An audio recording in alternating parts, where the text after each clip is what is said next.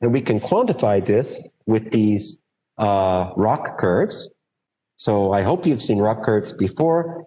The red line indicates how a classifier would perform if it had no skill at all, if it was just picking randomly. And then the blue line here is perfect. Now, why is this one perfect?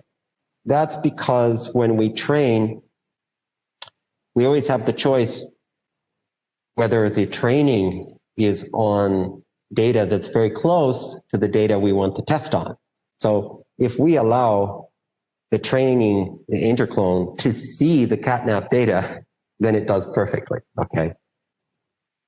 Now, you can also have a situation where you could say, I'm going to let interclones see some of the catnap data, but not all the catnap data. And so all I'm going to do is check cases where one of the antibodies has been seen by catnap, but the other one has never been seen. And how well does it do then? And that's this plot here. And then the third plot is if the interclone has never seen catnap at all. And so you see a steady degradation. But one thing you do see is that it's always much, much better than random. And it looks encouraging from the point of view of being able to distinguish antibodies that target the same same epitope. And remember I said that, oh, you could have a pretty good classifier if you just always said false. I always say false. No matter what the answer to the question is, I say the antibodies don't belong together. And you could do that, but if you did that, your area under the curve would not be good because you have to get some of them right.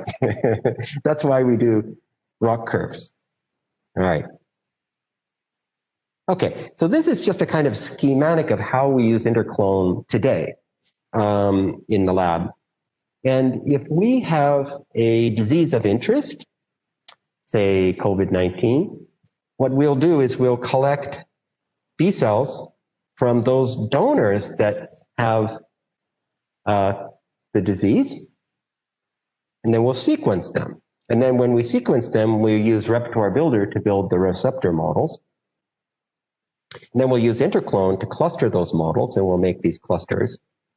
And we will also do the same with the healthy control. So these are people who don't have the disease.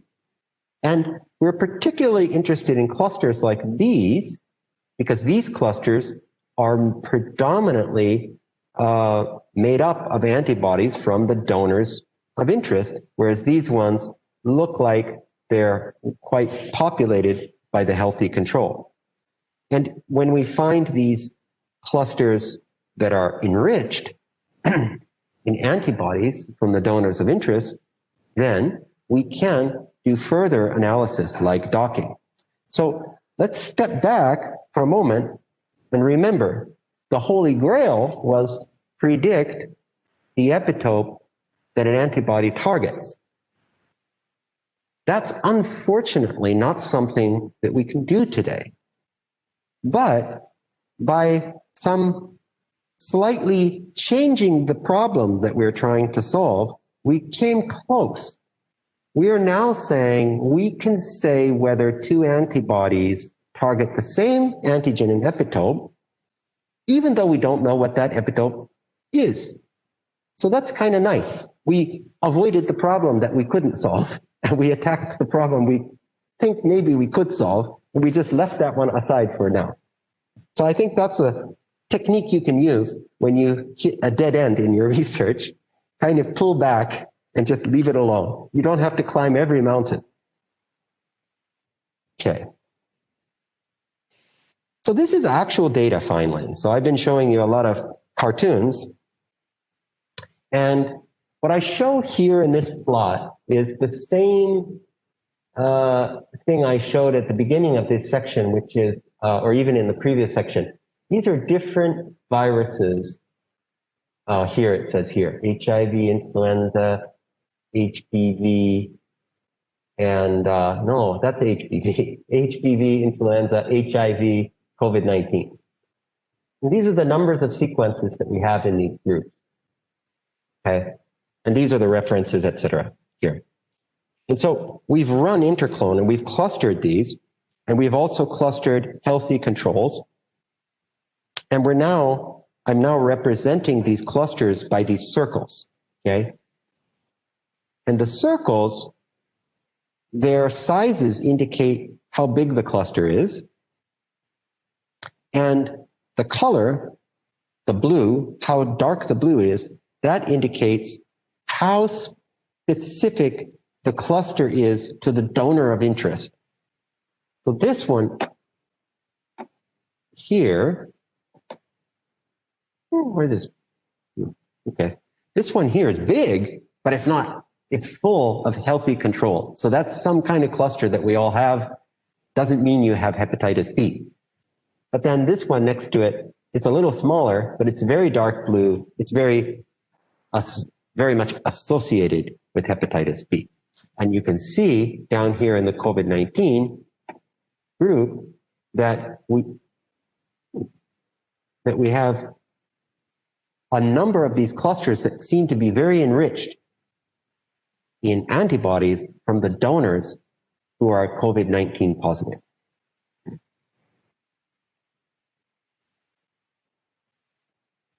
This is just repeating. Large circles mean large clusters,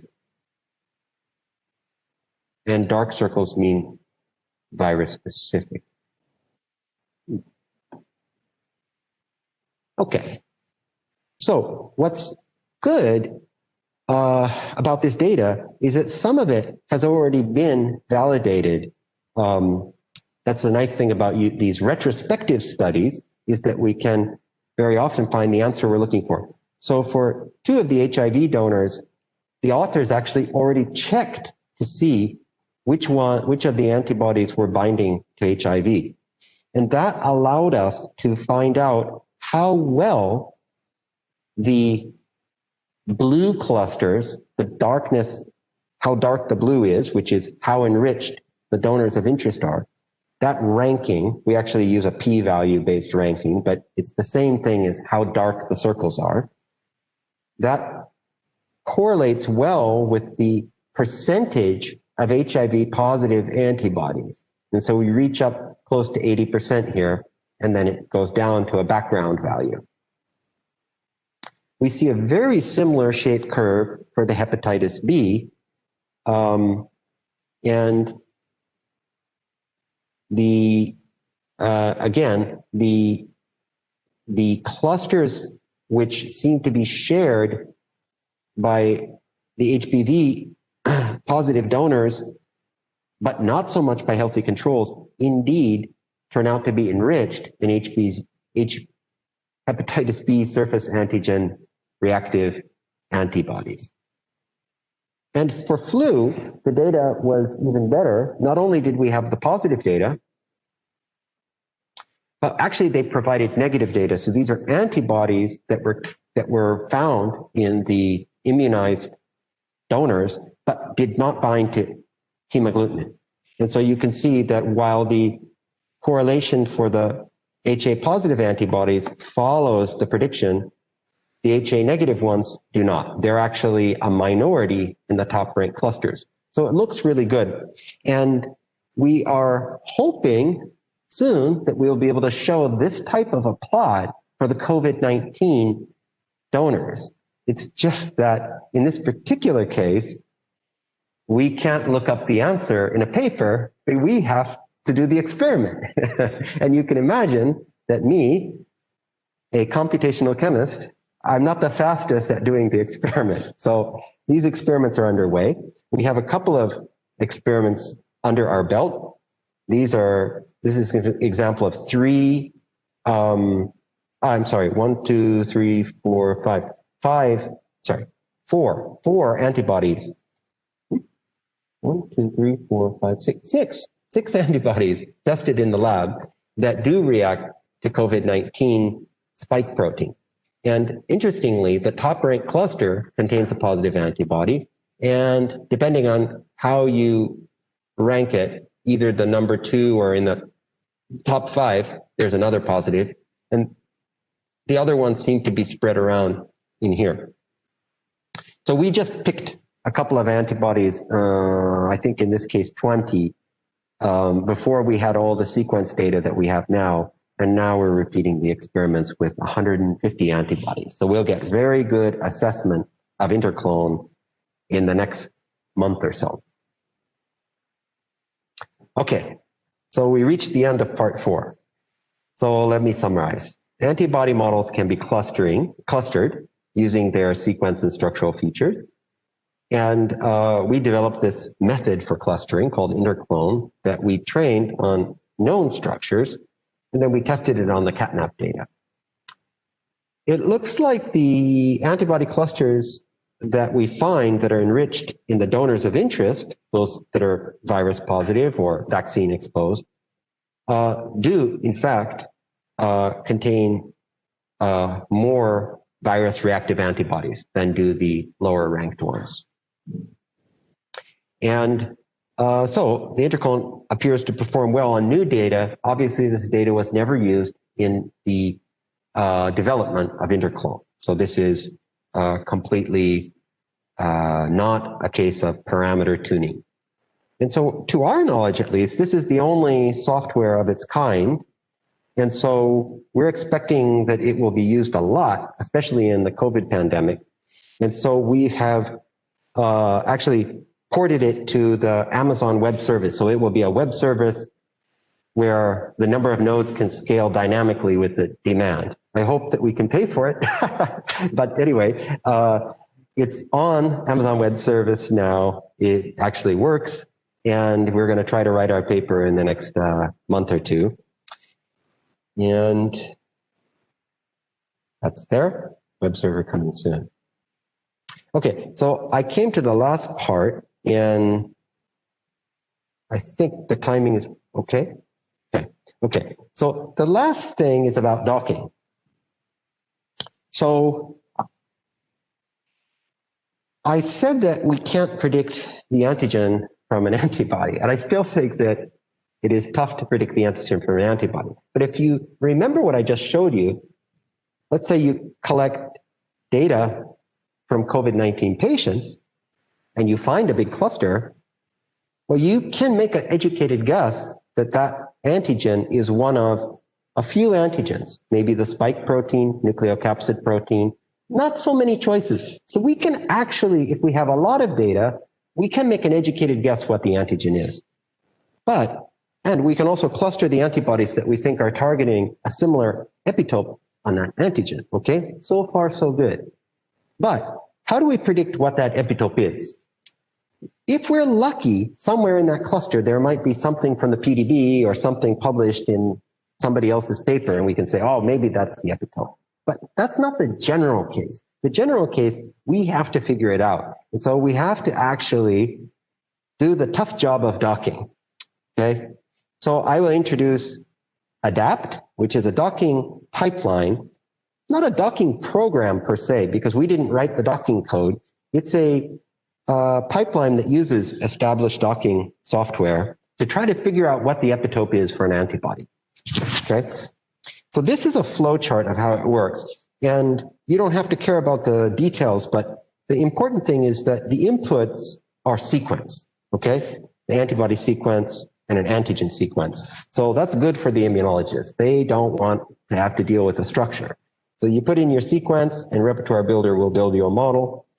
And we use actually some of the tools in our lab, but also in Professor Tomi's lab, Forte, and then Roland Dumbrack's group in the US, Squirrel 4, to build the antigen model. And then we do a machine learning-based prediction of the paratope and the epitope. This paratope prediction is really pretty accurate, like about 95%. Epitope prediction, not so good. Something like 70% is more typical. Then we do the docking, and we do the docking with two different docking engines. Piper, which is the docking engine used by ClusPro, which is really the most successful docking tool out there. And then Hex, which is a maybe not so well-known docking engine, but it's very, very fast. And then we cluster these results from the two different docking engines, score them, and we try to get the best pose out. So the key features of ADAPT are that you can put in sequences. That's really handy for the immunologist. And it uses machine learning to predict the paratope and epitope, and then it uses 2 docking engines, and we may actually extend this to 3 or 4 docking engines because we found that the more docking engines is better. And we have these machine learning models that we had to develop to link these different existing tools together in order to get to the goal of predicting the epitope. Okay, so this is a kind of boring slide, but we validated ADAPT using leave one out cross-validation with a rather big set compared to what's been done in the past. So there's other epitope prediction methods based on docking, and I think the most antibody-antigen pairs that were used is something like 30 for testing.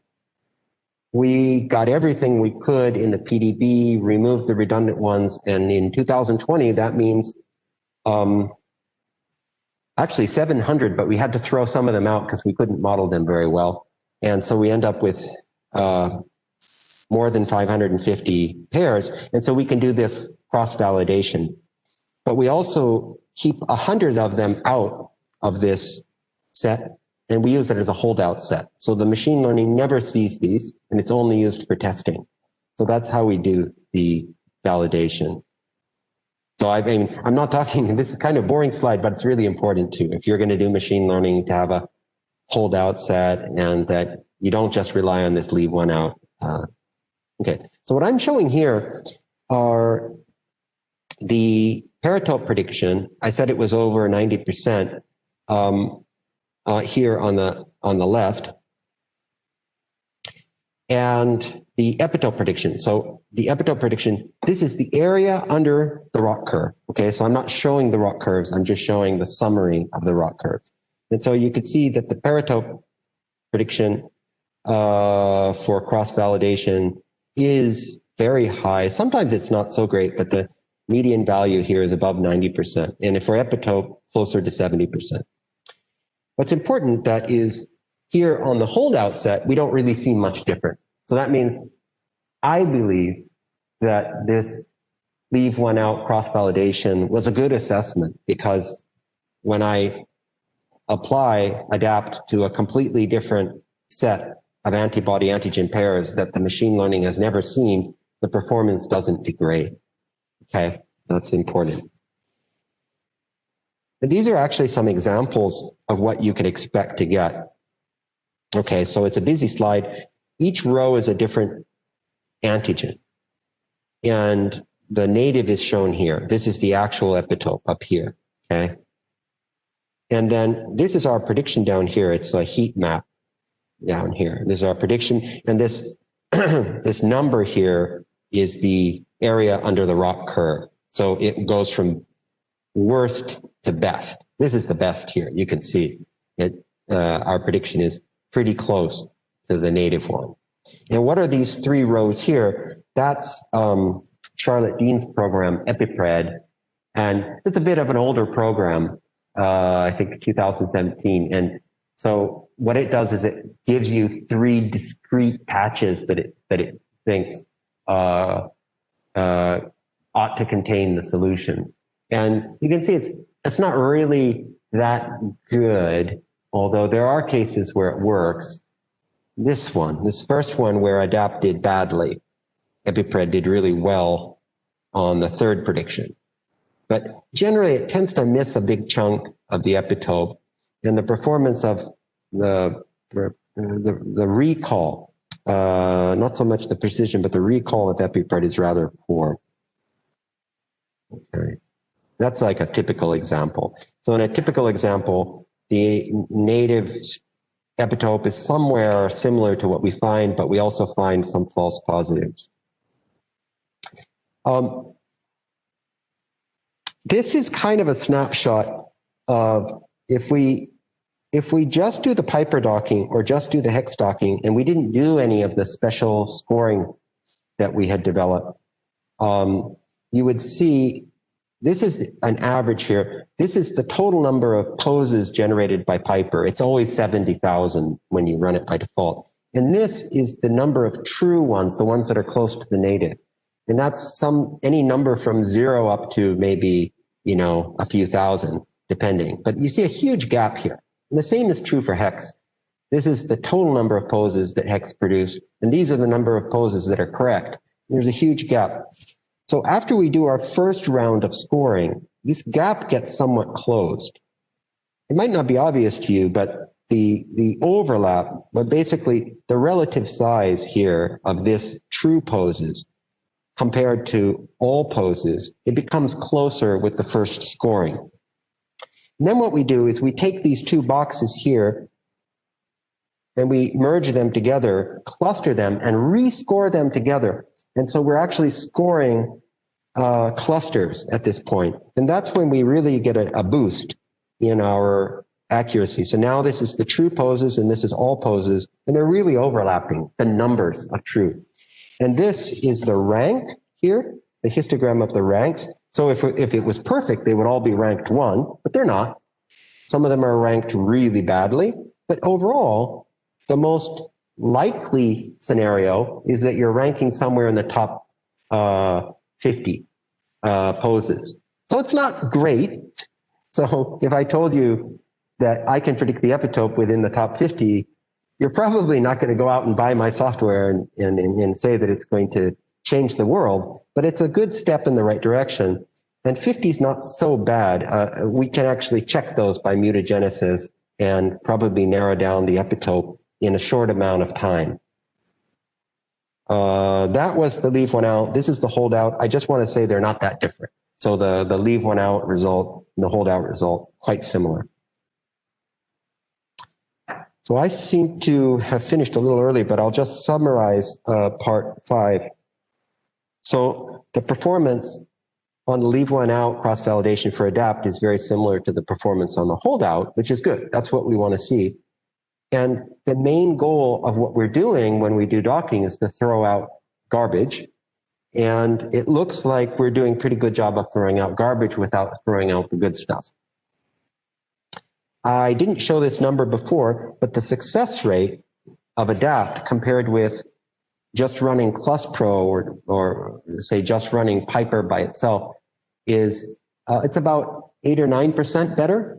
So it's not twice as good, but I would say that's significant. And actually, the author of ClusPro, Dima Kozakov, is a co-author of our adapt paper, which we will submit, I hope, this week. So I'm hoping this paper doesn't get rejected and people start using adapt, and that it can be a nice addition to Repertoire Builder. So one of the limitations for adapt is it's slow, because we use 2 docking engines, and if you ran them in serial, it would take half a day to do 1 antibody-antigen complex. So we are also going to put this on the Amazon Web Service so that we can scale it up. But clearly we need to do something more clever than just that. So I'm happy to collaborate with anyone who has good ideas for how to speed up docking. And the web server, actually web server is there. So I didn't put it here, but you can actually run adapt now. And that is it. So thank you very much. I hope you stayed awake, and I'm happy to take your questions. Thank you very much.